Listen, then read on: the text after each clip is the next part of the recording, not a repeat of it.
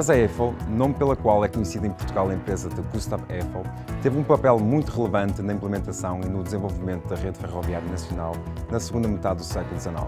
Pelo que esta dissertação de mestrado, para além de fazer uma revisão histórica da vida do homem, pretende essencialmente identificar as pontes realizadas pela Casa em Portugal, fazendo um reconhecimento dos padrões, identificando em particular as principais características estruturais ao nível da forma e da geometria, os tipos e as características resistentes dos materiais estruturais, os processos construtivos pioneiros implementados, bem como os métodos de cálculo e de dimensionamento utilizados na época.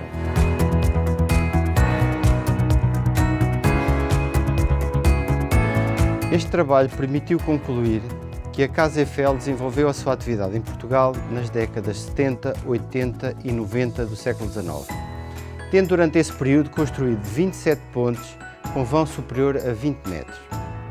A grande maioria estava localizada a norte do Rio Tejo e integrada nas várias linhas ferroviárias. Das pontes construídas, 23 já foram substituídas. 3 ainda se encontram em serviço, nomeadamente a Ponte da Praia, que foi reafetada à rodovia, a Ponte Viana do Castelo na linha do Minho e a Ponte do Alviela na linha do Norte. A Ponte Maria Pia está atualmente desativada, existindo, contudo, projetos para o seu reaproveitamento num contexto de mobilidade urbana.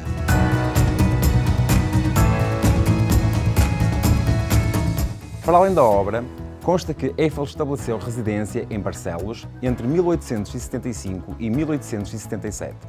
A partir desta localidade, Eiffel poderá ter desenvolvido os projetos e acompanhado de perto as construções realizadas nesse período, tal como a ponte de Barcelos sobre o rio Cábado, que, entretanto, foi parcialmente substituída. Consta também que apreciava a vida simples da povoação, prezia-se pela sua convivência, interessava-se pelos costumes da região e, parece que aos domingos fazia questão de frequentar as boas adegas do concelho na mais amistosa camaradagem.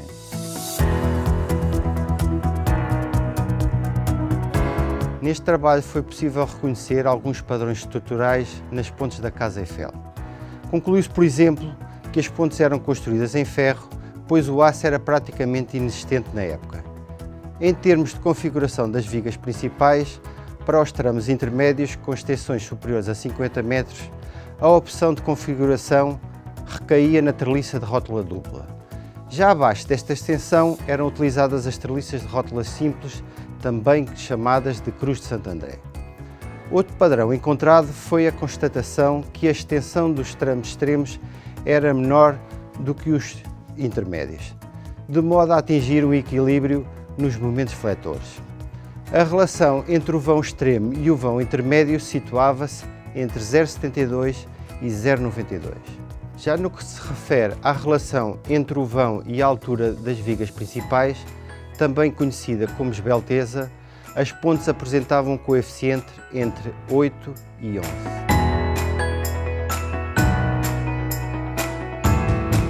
Gustave Eiffel tem um percurso formativo interessante.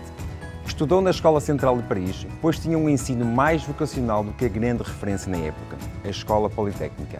Após o segundo ano, na altura de escolher a área de especialização e talvez por razões familiares, Eiffel escolheu a área da Química, em detrimento, por exemplo, da Metalurgia, Mecânica e Civil. Felizmente para si, a Escola Central apostava na preparação de estudantes para um leque alargado de educação técnica. Curioso que, apesar de possuir uma formação superior na área da Química, Eiffel tinha o hábito de assinar os projetos como engenheiro construtor. Para além da obra construída, Gustave Eiffel caracterizou-se como um grande gestor.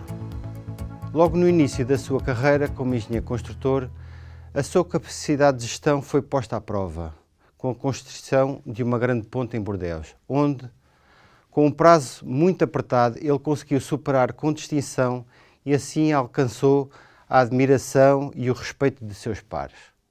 Gustave Eiffel era também um inovador. Por exemplo, ele aperfeiçoou a técnica de construção de fundações de pilares nos leitos dos rios, através de caixões de ar comprimido. Em todo o trabalho do Eiffel havia uma paixão pelas ciências aplicadas e pela aprendizagem acerca do mundo, de forma a transformar o conhecimento em realizações inovadoras capazes de tornar as nossas vidas melhores e mais simples. de tal forma que, após o escândalo na construção do Canal do Panamá, a Eiffel nunca mais construiu pontes, mas terminou a sua carreira como cientista, a estudar e a fazer experiências na área da aerodinâmica.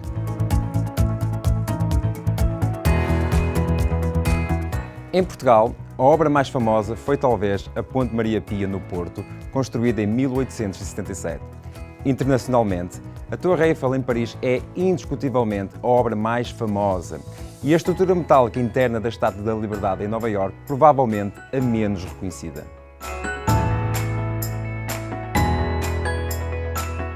Do ponto de vista académico, constatou-se que, apesar de haver uma evolução das ferramentas de cálculo e da tecnologia de construção, as leis da física por detrás da concepção de uma ponte mantêm-se as mesmas desde o século XIX. Espera-se também que o conteúdo histórico desta dissertação sirva para inspirar novas gerações de engenheiros, de forma a que possamos conceber novas estruturas sem esquecer as contribuições e os conhecimentos intemporais dos nossos antepassados.